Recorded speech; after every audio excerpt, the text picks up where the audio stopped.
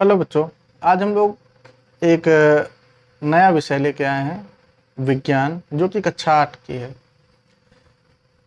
इसमें पहला जो चैप्टर की जो हम शुरुआत कर रहे हैं वो दूसरे लेसन से कर रहे हैं। पहला चैप्टर हम छोड़ रहे हैं, वो बाद में कंटिन्यू कर लेंगे। तो सबसे पहले जो दूसरे लेसन से हम शुरू कर रहे हैं, और ये पहली क्लास है विज्ञान की। इस तरह से हम कोशिश करेंगे रोज एक नई क्लास आपको उपलब्ध कराते रहें। तो जो दूसरा अध्याय है उसमें हम लोग पढ़ेंगे मानव निर्मित वस्तुओं के बारे में। मानव निर्मित वस्तुएं। अब मानव निर्मित वस्तुएं, जैसा नाम से स्पष्ट है कि मानव निर्मित वस्तुएं। मानव निर्मित का मतलब क्या होता है कि ऐसी वस्तुएं जिन्हें मनुष्यों ने अपनी आवश्यकता की पूर्ति के लिए बनाया हो। कहते हैं कि आवश्यकता आविष्कार की जननी है। आवश्यकता आविष्कार की जननी है। जैसे जैसे हम लोगों की आवश्यकताएं बढ़ती जाती हैं, हम लोग करते क्या हैं, वैसे दिन प्रतिदिन कोई ना कोई नई चीज बनाने की कोशिश करते रहते हैं। ठीक, कुछ चीजें तो हमें प्रकृति ने मुफ्त में दिया है, कुछ चीजें प्रकृति ने हमें मुफ्त में दी हैं, और उन चीजों की सहायता से हम अपने आवश्यकता अनुसार नई नई चीज़ों में परिवर्तन, यानी उन जो प्राकृतिक वस्तुएं दी गई उनमें कुछ थोड़ा बहुत छेड़छाड़ करके हम अपने हिसाब से अपनी आवश्यकता के अनुसार चीज़ों को बना लेते हैं। और जो मनुष्य अपनी आवश्यकता अनुसार जो नई नई चीज़ें बना लेता है अपनी आवश्यकताओं की पूर्ति के लिए, वही मानव निर्मित वस्तुएं कहलाते हैं। ठीक, अब हम इस अध्याय में हम लोग पढ़ेंगे, क्या क्या पढ़ेंगे। मानव निर्मित वस्तुओं की उपयोगिता, कि जो मनुष्य ने जो वस्तुएं बनाई हैं उनका हमारे दैनिक जीवन में क्या उपयोग है।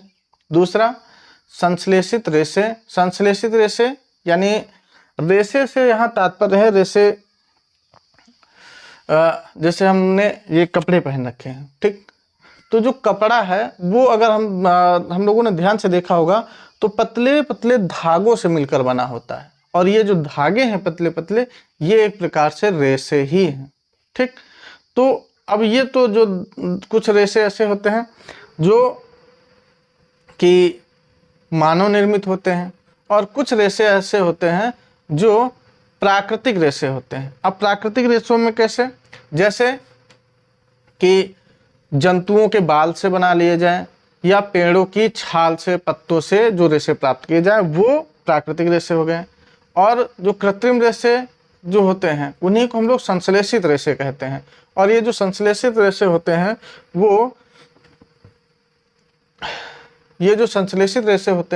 वो कृत्रिम विधियों द्वारा बनाए जाते हैं। जैसे इनमें आ जाएगा नायलॉन, टेरिलीन, इस तरह के जो रेशे आते हैं, इनके बारे में हम लोग आगे डिटेल से पढ़ेंगे। इसके बाद आगे पढ़ेंगे प्लास्टिक के प्रकार, गुण एवं उपयोग। प्लास्टिक यानी पॉलीथीन।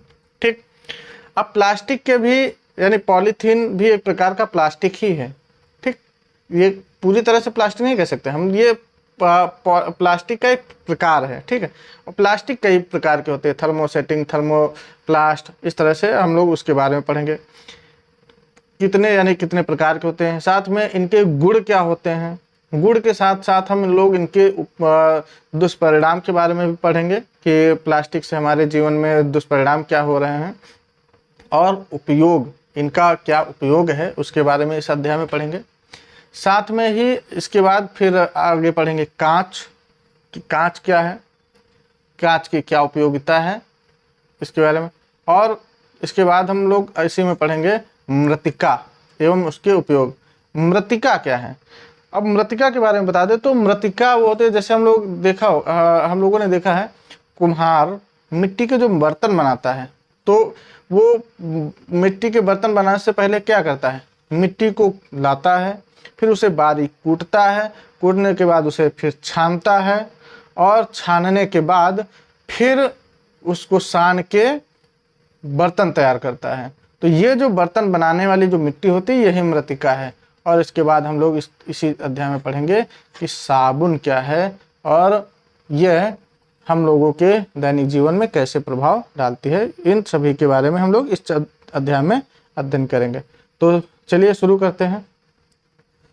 सबसे पहले जो हेडिंग है मानव निर्मित वस्तुएं और उनकी उपयोगिता, और इस मानव निर्मित वस्तुओं में यहाँ पर दिया गया है।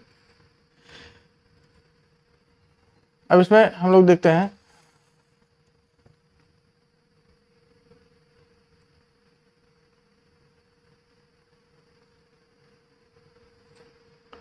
क्या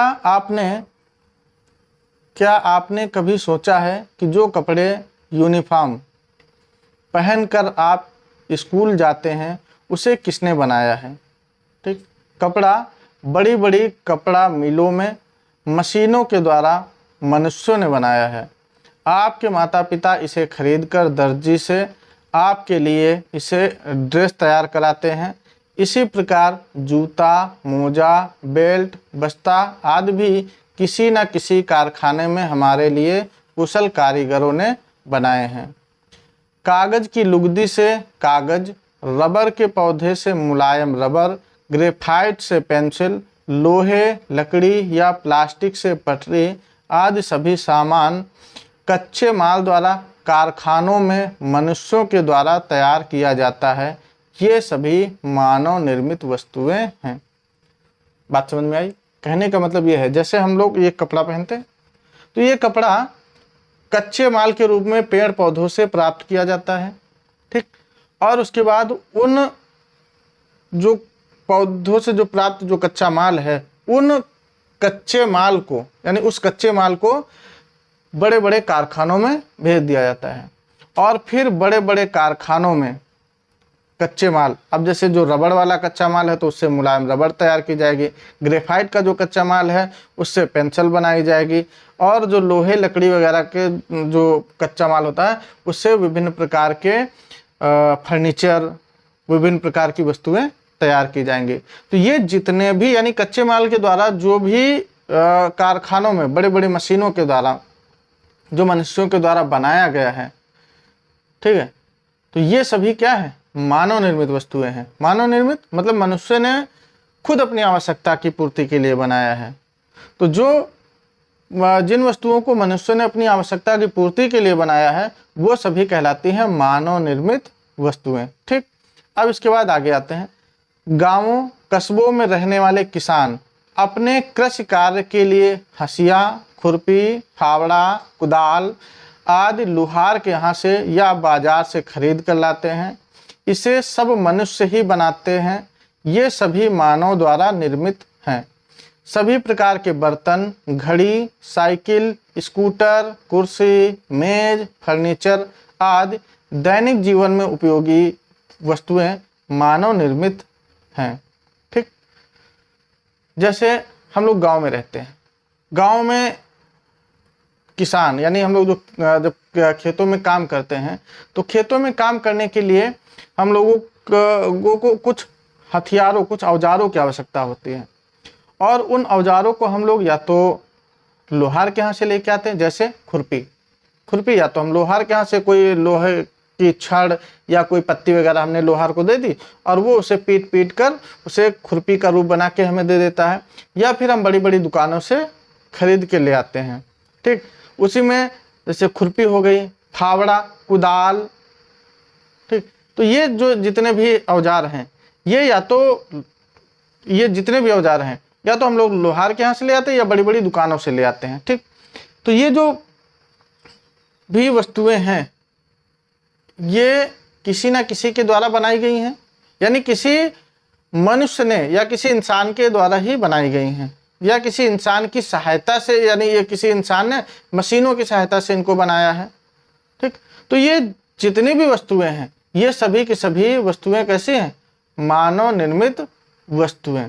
ठीक, अब जैसे हमारे दैनिक जीवन में जो घरों में उपयोग किए जाते हैं बर्तन हो गए, हाथ में बांधने वाली घड़ी, इसके बाद एक स्थान से दूसरे स्थान तक आने जाने के लिए स्कूटर, मोटरसाइकिल, साइकिल, जहाज, हवाई जहाज, एरोप्लेन, ये जितने भी सब हैं ये सभी की सभी कैसी हैं?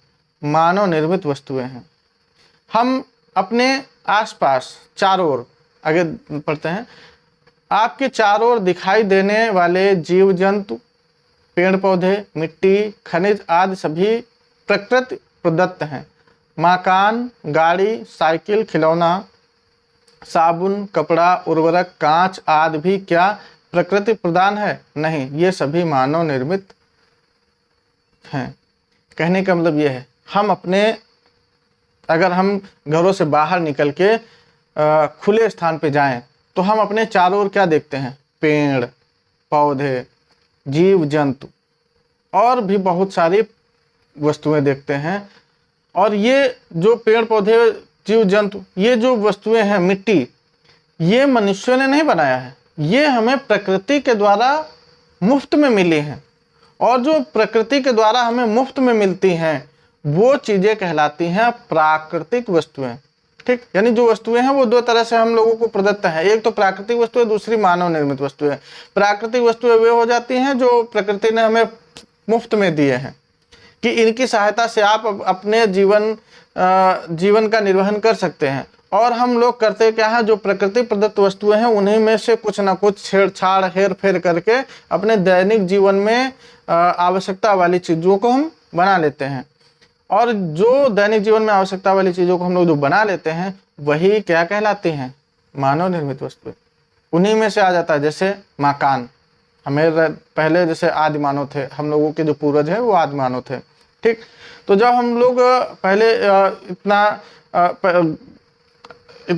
हम लोगों का मस्तिष्क विकसित नहीं हुआ करता था पहले, धीरे धीरे हम लोग आज यहाँ कई चरणों में, यानी सदियों लगे हमें इस मुकाम तक पहुँचने में, या ये कह सकते हैं इस अवस्था तक पहुँचने में हमारे पूर्वजों को, यानी कई सारी पीढ़ियाँ हमारी व्यतीत हो गई। ठीक, तो जैसे पहले अगर रहना होता था तो हम लोग कहाँ रहते थे? पेड़ों पर या इधर उधर पेड़ जीव जंतुओं की गुफाओं में रहते थे। फिर जब मनुष्यों ने पशुपालन करना सीखा तो पशुपालन करना सीखा और एक स्थान पर, यानी अपने लिए खाने पीने की वस्तुओं को उगाना, यानी खेती करना सीख लिया, तो मनुष्य एक जगह स्थिर होकर रहने लगा। पहले जो मनुष्य था वो खाना बदोशी जीवन जीता था। खाना बदोशी जीवन जीने का मतलब, जैसे जीव जंतु जो होते हैं वो आज जहाँ उनको भोजन मिला वो वहाँ रह के खा पी रहे हैं। इसके बाद जैसे वहाँ पर भोजन की समाप्ति, या ये कह सकते हैं फल फूल खत्म हो गए, तो वो फिर आगे बढ़ जाते हैं और फिर वहाँ पर खाते पीते हैं, फिर आगे बढ़ जाते हैं। तो ऐसे ही हमारे पूर्वज भी, जो आदि मानव थे, वो भी ऐसे रहा करते थे। यानी पहले एक स्थान पर टिक कर नहीं रहते थे, वो स्थान अपना बदलते रहते थे। लेकिन जब ये पशुपालन करना सीख लिया और साथ में जब खेती करना सीख लिया, तो अब पशु पाल रहे हैं, तो पशु को तो मान लो हम एक स्थान से दूसरे स्थान से, हम अपना स्थान परिवर्तित कर रहे हैं, तो एक स्थान से बदल के दूसरे स्थान पर चले गए। लेकिन हम जो खेती, अगर एक जगह हमने फसल उगा दी तो हम फसल छोड़ के नहीं जाएंगे ना, उसको हम पकने तक इंतजार करेंगे। तो जब पकने तक इंतजार करेंगे तो धीरे धीरे फिर इस तरह से क्या होता गया कि मनुष्य एक स्थान पर टिक कर रहना सीख गया। और जब एक स्थान पर निरंतर रहने लगा तो धीरे धीरे मनुष्य की जो सभ्यताएं हैं, सभ्यताओं का विकास हुआ, गांवों का विकास, यानी धीरे धीरे मनुष्य एक जगह स्थान पर जब रहने लगा तो वो अपने लिए आश्रय बनाने लगा। आश्रय जब बनाने लगा, आश्रय का मतलब रहने के लिए घर, क्योंकि जैसे मान लीजिए वो कहें जब वो एक स्थान से कहीं दूसरे स्थान पर जब रहते थे तो वो ऐसे स्थान को चुनते थे जहाँ से पानी वगैरह की सुविधा हो, जैसे नदियों के किनारे, तालाबों के किनारे अपना स्थान, यानी कह सकते हैं वो स्थिर होकर रहते थे।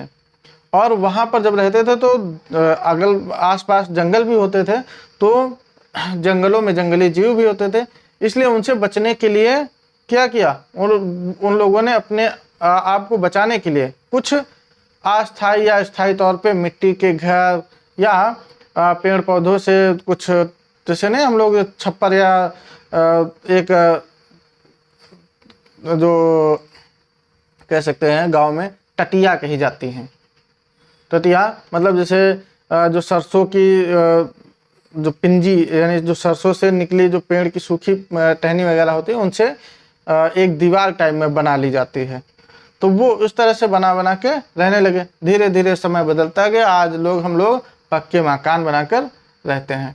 तो ये समय के साथ हम लोग बदले और समय के साथ बदलते गए, और समय के साथ बदलने पर हमें जिन चीज़ों की लगी कि अब हमें इस चीज़ की आवश्यकता है, तो हम लोग क्या करते गए, उसको बनाते गए। तो ये जो आवश्यकताओं की जो पूर्ति करते गए, यही कहलाई हमारी मानव निर्मित वस्तुएं। ठीक, इन्हीं में जैसे मकान हो गया, गाड़ी। पहले क्या था, एक स्थान से दूसरे स्थान तक जैसे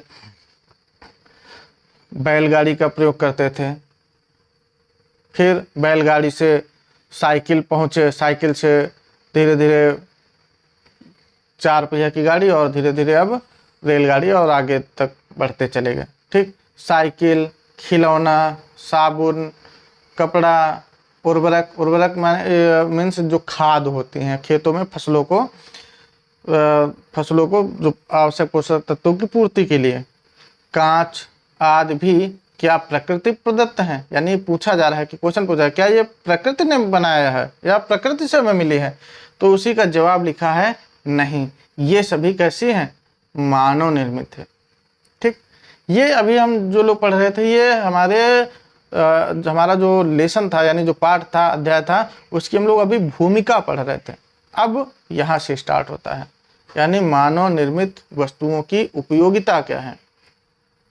ठीक, कि हमने जो इतनी सारी वस्तुएं बना डाली, ये हमारे दैनिक जीवन में कुछ उपयोग आ रहे हैं कि सब ऐसे ही बनाते चले जा रहे हैं? तो वही यहाँ पे कि मानव निर्मित वस्तुओं की उपयोगिता।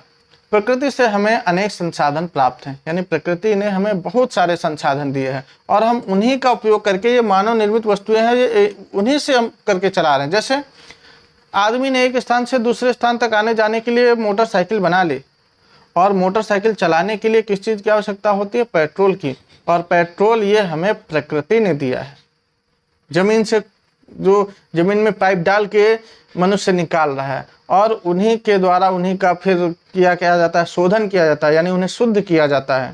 क्योंकि ज़मीन से जब कच्चा तेल निकाला जाता है तो उसमें बहुत सारे पदार्थ होते हैं, डीजल, पेट्रोल, केरोसिन, तारकोल, ये सब निकलता है साथ में। तो उनका फिर बड़ी बड़ी कंपनियों में उनका शोधन किया जाता है, और शोधन करने के बाद तेल को अलग किया जाता है, यानी पेट्रोल अलग होता है, डीजल अलग, केरोसिन अलग, और इस तरह से हम सब लोग ये छान लेते, अलग किया जाता है। और उसके बाद जिसको जिस चीज़ की आवश्यकता होती है वो ले लेता है। ठीक, तो ये सब कैसे हमें प्राप्त हुआ? प्रकृति ने दिया।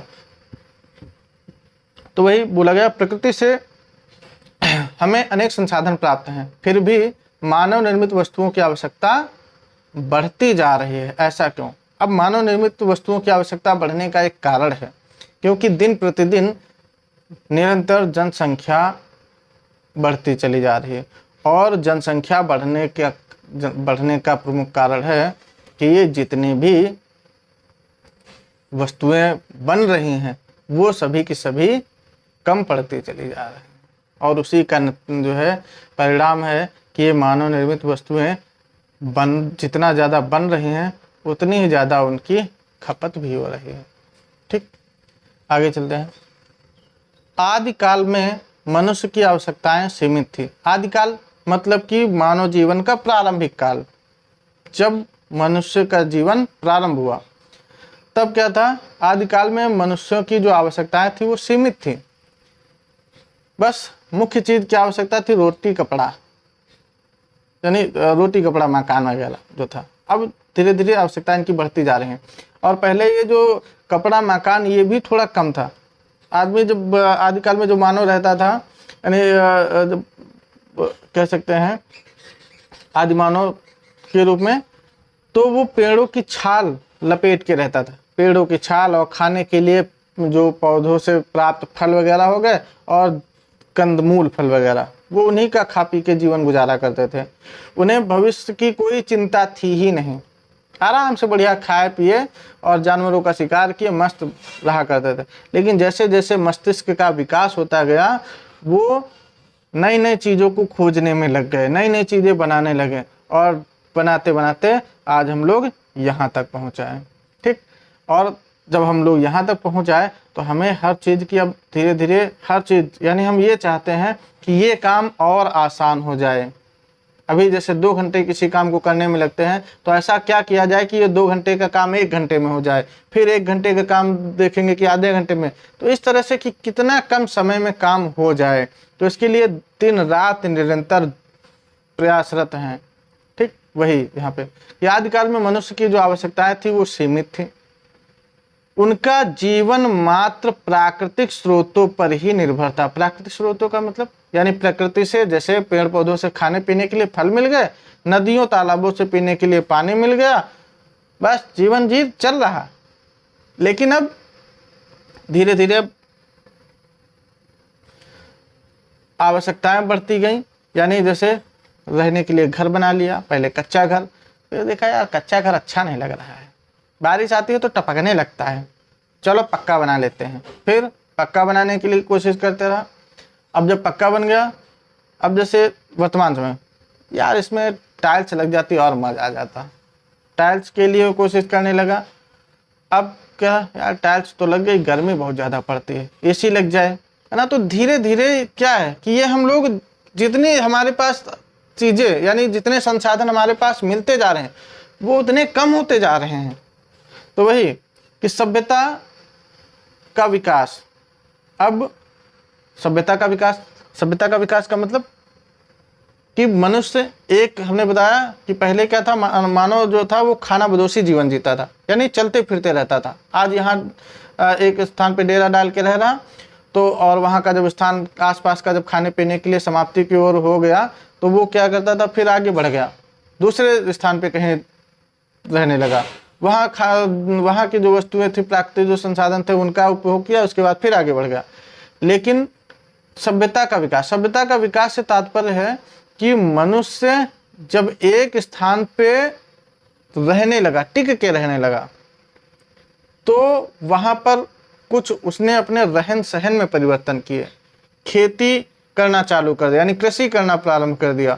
और जब कृषि करना प्रारंभ किया तो एक स्थान पर रहने लगा, और एक स्थान पर जब रहने लगा तो कुछ नियम कानून बना लिए कि ऐसा करना है, जानवरों से बच के रहना है, तो इस तरह से हमें चलना होगा। ये एक दूसरे के साथ मिल के रहने लगे, और जब ये नियम कानून बना के चलने लगे तो इसी से धीरे धीरे क्या हुआ, सभ्यता का विकास हुआ।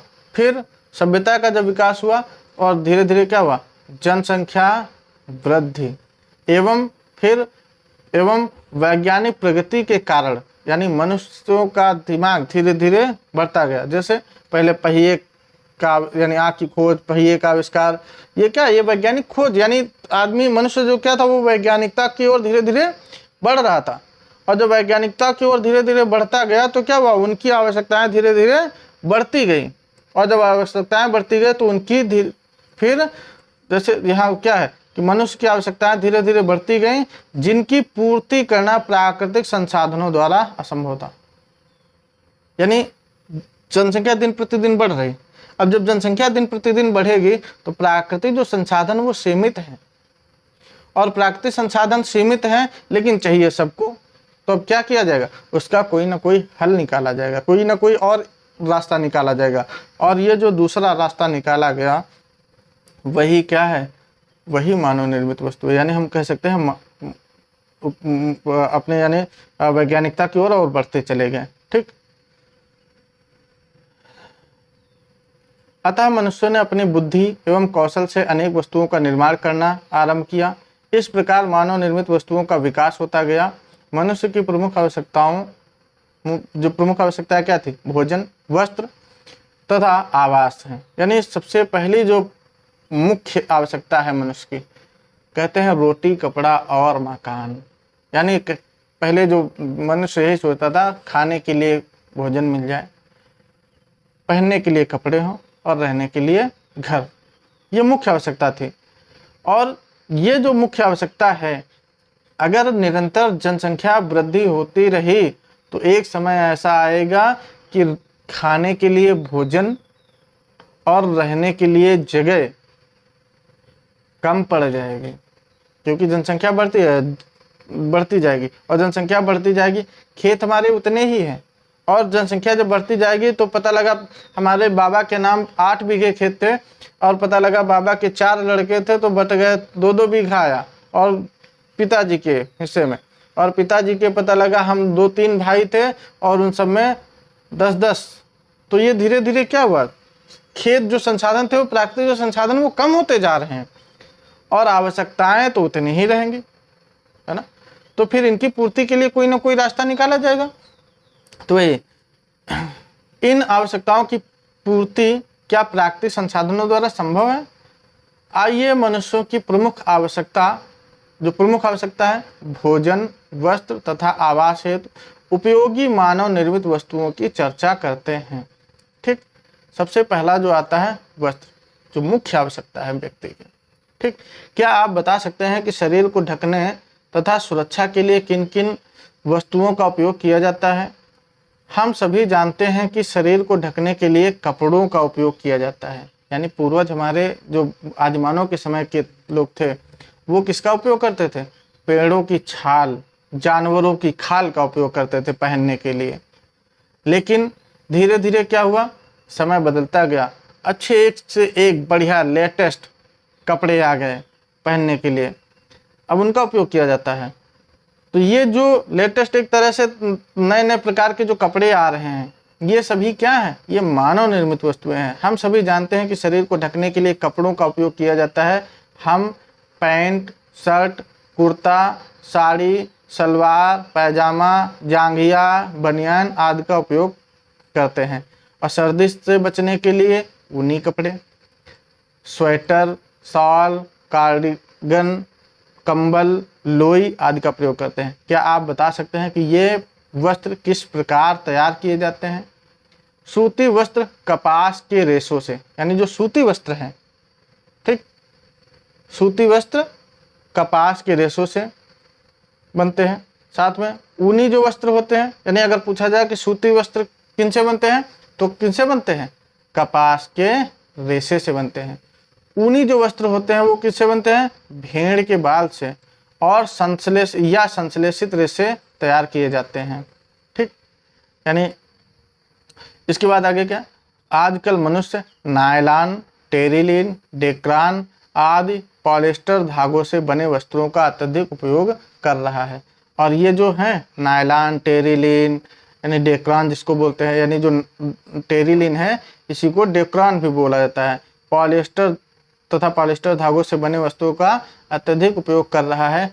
ये धागे संश्लेषित रेशों से तैयार किए जाते हैं और इन धागों से निर्मित जो वस्त्र होते हैं वो अत्यधिक आकर्षक और टिकाऊ होते हैं, मतलब कि ज़्यादा बढ़िया मजबूत होते हैं थोड़ा। ठीक, यानी अगर जैसे सूती वस्त्र हैं तो वो किनसे प्राप्त किए जा रहे हैं? कपास से। कपास जानते हैं एक फसल होती है, जैसे वो गांव में ढैंचा होता है उसी प्रकार से एक बड़ा पेड़ होता है और उसमें छोटे छोटे फूल लगते हैं और फूल जब आगे बढ़ता है तो उसी में रुई टाइप में निकलती है और उसी से सूत बनाया जाता है, धागा बनाया जाता है और उसी धागे से कपड़े बनाए जाते हैं। भेड़ के बाल से, यानी जो ऊन बनाई जाती है वो भेड़ के बालों से और भी कई तरीकों से ऊन बनाई जाती है।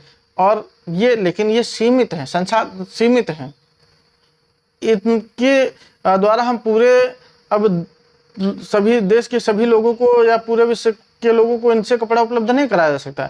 तो इनका कोई ना कोई रास्ता ढूंढा गया और वो रास्ता क्या था? संश्लेषित रेशा तैयार किया गया। और संश्लेषित रेशा जैसे नायलॉन, टेरिलिन, डेक्रान ये जो थे इनसे कपड़े बनाए जाने लगे और ये जो कपड़े होते हैं वो ज़्यादा मजबूत और टिकाऊ होते हैं। जैसे सूती कपड़ा देखा होगा, ये जैसे शर्ट है तो ये थोड़ा एक बार अगर धुल दिया तो इसमें प्रेस की आवश्यकता होती है, यानी आयरन करना पड़ता है।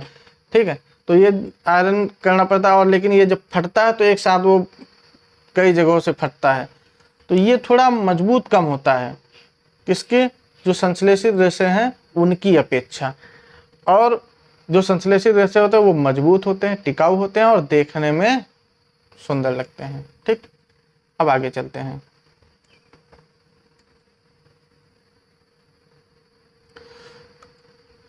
ये तो था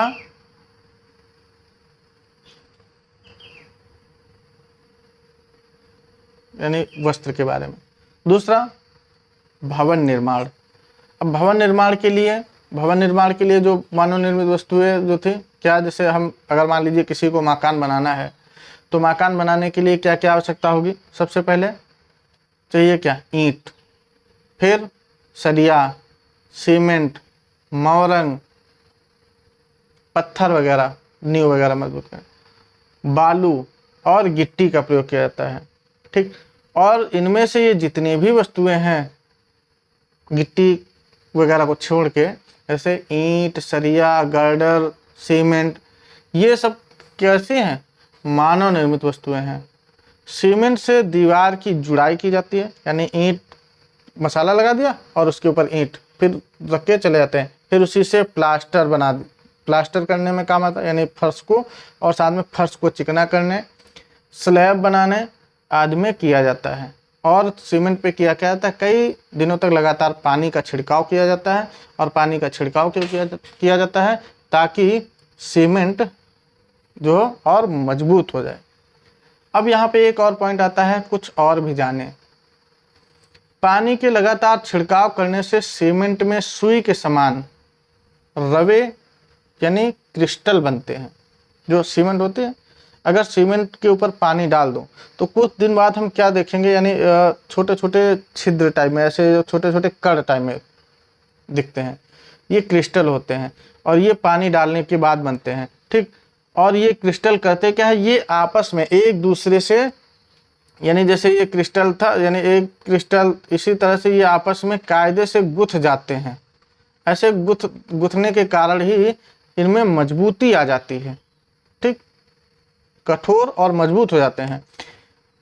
इस क्रिया को पूर्ण होने में लगभग 1 सप्ताह का समय लगता है। इसीलिए जब घर की छत ढाली जाती है, छत बनाई जाती है, तो छत बनाए जाने पर देखा होगा कि स्लेब जैसे शटरिंग लगा दी गई तो उसको कहते हैं 1 सप्ताह बाद ही खोला जाता है। ठीक, क्यों, क्योंकि सीमेंट को पकने में, ठीक, मजबूत होने में कम से कम 1 सप्ताह का समय लगता है। इस कारण मकान अथवा इमारतों को बनाने के पश्चात लगभग 1 सप्ताह तक पानी का छिड़काव आवश्यक होता है। और कम से कम 1 सप्ताह तक, सप्ताह का मतलब 7 दिन और 1 हफ्ता मतलब 8 दिन, तो 1 सप्ताह तक पानी का छिड़काव करना आवश्यक होता है। यदि ऐसा ना किया जाए तो रासायनिक क्रिया पूरी न होने के कारण मकान कमजोर रह जाता है। पानी छिड़कने का एक अन्य लाभ यह होता है कि दीवार या फर्श की बाहरी सतह पहले सूखती है, यानी जो बाहरी दीवार की जैसे बाहरी सतह वो पहले सूख जाएगी और जो भीतरी सतह होती है वो बाद में सूखती है। ठीक, तो इसलिए पानी डालते रहते हैं। और यदि ऐसा ना हो तो भीतरी सतह के सूखने से बनी जलवाष्प बाहर निकलने के प्रयास में पहले से सूख चुकी बाहरी सतह में से दरार उत्पन्न कर देगी। कहने का मतलब यह है कि जैसे दीवार ये बनाई गई, ठीक, अब ये घर के अंदर की, यानी ये वाला हिस्सा ये भीतरी सतह थी और ये वाली बाहरी सतह है। अब यहाँ सूर्य की जैसे गर्मी पड़ रही है तो ये वाली बाहरी वाली जो सतह सूख जाएगी। ठीक, अब इस पे लगातार पानी पड़ रहा है तो ये मतलब कि लगातार बाहर की हवा लग रही, धूप लग रही है, तो इसकी वजह से क्या होगा, ये वाली जो सतह है पूरी तरह से सूख गई और सूख जाएगी तो ये पूरी कठोर हो जाएगी और अंदर की जो सतह है वो इतनी जल्दी नहीं सूखती है। और यदि ये वाली सतह भी सूख जाए तो क्या होगा, इधर की भी सतह सूख गई, इधर की भी सतह सूख गई, लेकिन अंदर दीवार के अंदर की जो सतह थी वो अभी हल्की नम थी और सूखेगी कब, जब इसके अंदर की जो नमी है वो बाहर निकलेगी। अब अगर मान लीजिए दीवार की जो भीतरी सतह है, ठीक, वो पूरी तरह से सूखेगी कब, जब उसकी नमी बाहर निकलेगी। और मान लीजिए बाहर की सतह, भीतरी वाली सतह भी सूख गई, बाहर वाली भी सूख गई, तो यहाँ से अब ये नमी बाहर निकल नहीं पाएगी। तो क्या होगा, ये भाप बनेगी। जब गर्मी होगी तो गर्म अत्यधिक जब दीवार गर्म हो जाएगी तो अंदर ये जलवाष्प बनेगी, और जलवाष्प में इतनी ताकत होती है कि वो जब बाहर निकलेगी तो दरार दे देगी। तो इस दरार से बचने के लिए क्या किया जाता है, निरंतर पानी डाला जाता रहता है ताकि नमी बनी रहे और आसानी से ये दीवार यानी जल्दी पक जाए और इसकी पूरी की पूरी सतह बाहर निकल जाए, यानी जो पूरी नमी है वो बाहर निकल जाए। ठीक,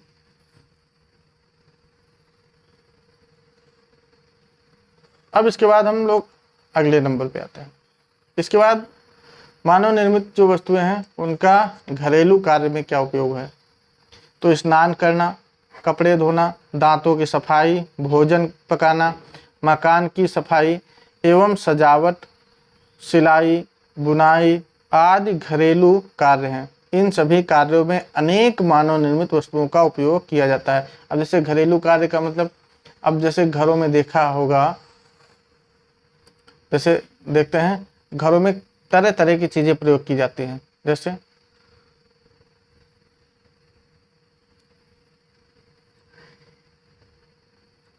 घर में तरह तरह की चीजें प्रयोग की जाती हैं, जैसे मुंह धुलने के लिए साबुन, ठीक, फेस वॉश, बालों के लिए शैम्पू और नहाने के लिए अलग साबुन, कपड़े धुलने के लिए अलग साबुन। ये जितने भी जो वस्तुएं प्रयोग की जा रही हैं ये सभी कैसी हैं, ये सभी की सभी मानव निर्मित वस्तुएं हैं। और विभिन्न घरेलू कामों में जैसे सीमेंट, पेंट, प्लास्टिक, कांच एवं धातुओं से बने बर्तन, सौंदर्य प्रसाधन का मतलब जो हम लोग चेहरों को यानी चेहरे को गोरा करने के लिए क्रीम लगाते हैं या चेहरे को कोमल मुलायम बनाने के लिए जो क्रीम का प्रयोग करते हैं, ये सभी की सभी कैसी हैं, ये मानव निर्मित वस्तुएं हैं। अब इन्हीं में जैसे यहाँ एक साड़ी दी गई है, कार्य दिए गए हैं, जैसे कपड़े धोना, तो कपड़े धोने में प्रयोग की जाने वाली मानव निर्मित वस्तुएं क्या है, कपड़े धोने के लिए प्रयोग किया जाता है, जैसे साबुन, डिटर्जेंट, बाल्टी, टब आदि। तो इसी तरह से भोजन पकाने के लिए मानव निर्मित किन वस्तुओं का प्रयोग किया जाता है। अब ये तुम लोग खुद सोचो, ये हम नहीं बताएंगे, आई बात सुनो, क्योंकि हम ये इतनी सरल चीजें हैं। भोजन पकाने के लिए हम लोग सब लोग सामने देखते हैं भोजन पक रहा है, तो अब उनमें भोजन पकते वक्त ये देख लो कौन कौन सी इसमें चीजें प्रयोग की गई हैं। और ये जो चीजें प्रयोग की जा रही हैं ये प्रकृति से हमें मुफ्त में मिली हैं या इन्हें मनुष्य ने बनाया है। तो उस हिसाब से अपने मन से यानी देख देख के टेबल बनाओ। सिलाई अगर करनी है तो किन चीज़ों की आवश्यकता होगी, घर की सजावट करनी है तो किन चीज़ों की आवश्यकता होगी जिनको मनुष्य ने बनाया है, और बुनाई करने के लिए। ठीक, इसके बाद आगे आ जाता है कृषि कार्य। कृषि कार्य यानी अगर हमें खेती करना है तो खेती करने के लिए जो मुख्य औजार, मुख्य हथियार कह सकते हैं, किसान के मुख्य हथियार क्या है, हसिया, खुरपी, फावड़ा, कुदाल, खेत जोतने के लिए हल, है ना, और काटने, सिंचाई करने, मड़ाई करने आदि कृषि कार्यों में मानव निर्मित वस्तुओं का प्रयोग किया जाता है। ठीक, यानी अगर कृषि करना है तो कृषि बिना औजारों के नहीं हो सकती। जैसे अगर मान लीजिए हमें निकाई करनी है, निकाई का मतलब ये होता है कि फसल के पौधों को छोड़ के, जैसे हमने मान लीजिए गेहूं बोया तो गेहूं की फसल के अलावा, गेहूं के पौधे के अलावा जितने भी खेत में पौधे हैं जो आप प्राकृतिक यानी अपने मन से उगाते हैं, उन सभी को अगर हमें हटाना है तो उसके लिए खुरपी वगैरह चाहिए। निकाई, उसी को, उन पौधों को अलग करना, बाहर निकालना यानी उखाड़ के फेंकना, ये कहलाती है निकाई। ठीक, तो निकाई करने के लिए हमें खुरपी की आवश्यकता होगी, या फिर हम कीटनाशक दवाओं का, जो खरपतवार नाशी जो दवाएं होती है उनका प्रयोग करके हम कर सकते हैं।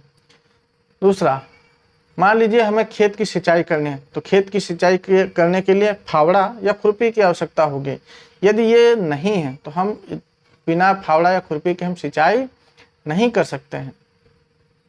ठीक, तो ये सभी क्या हैं, औजार, और ये सभी औजार कैसे हैं, मानव निर्मित वस्तुएं हैं, यानी मनुष्यों ने इन्हें खुद बनाया है। और इसके बाद एक और लास्ट आ जाता है औषधियों में, यानी हम औषधियों का मतलब दवाएं। अगर व्यक्ति बीमार पड़ता है तो बीमार जब पड़ता है तो क्या करते हैं हम लोग, बीमार जब पड़ते हैं तो डॉक्टर के पास जाते हैं, और जब डॉक्टर के पास जाते हैं तो वो कुछ मीठी, कुछ तीखी, कुछ कड़वी दवाएं देता है। ठीक, और ये जो दवाएं देता है ये दवाएं भी मनुष्यों ने ही तैयार की है। ठीक, तो ये भी क्या है, मानव निर्मित वस्तुएं। अब जो बीमारियां, अब उन्हीं के बारे में हम लोग यहाँ पढ़ेंगे औषधियों में। ठीक, बीमार पड़ने पर आमतौर पर आप औषधियों का उपयोग करते हैं। मानव प्रकृति में उपलब्ध पेड़ पौधों एवं जड़ी बूटियों से निर्मित औषधियों का उपयोग सदियों से करता चला आ रहा है। अब यहाँ पे जरा थोड़ा समझना, जैसे गांव में अगर छोटी मोटी कोई बीमारी होती है तो कुछ लोग जैसे बूढ़े बुजुर्ग होते हैं वो बताते हैं इस पेड़ की पत्ती खा लो।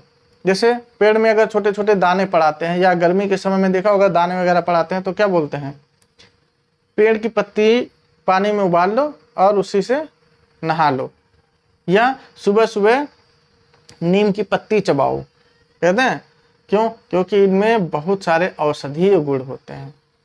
ठीक, तो ये प्रयोग हमारे जीवन में सदियों से चला आ रहा है, लेकिन अब धीरे धीरे होता क्या है, हमारे दैनिक जीवन में हम लोग नई नई चीज़ें बना बना के खा रहे हैं, और जब नई नई चीज़ें बना बना के खाएंगे, नए नए तरीके से हम लोग जीवन जी रहे हैं, तो ऐसी स्थितियों में क्या होगा, फिर नए नए तरीके की बीमारियां भी आएंगी, और जब नए नए तरीके की बीमारियां आएंगी तो इनको दूर करने के लिए फिर नए नए तरीके के इलाज भी खोजने पड़ेंगे, यानी नए नए तरीके की दवाइयाँ भी बनानी पड़ेंगी।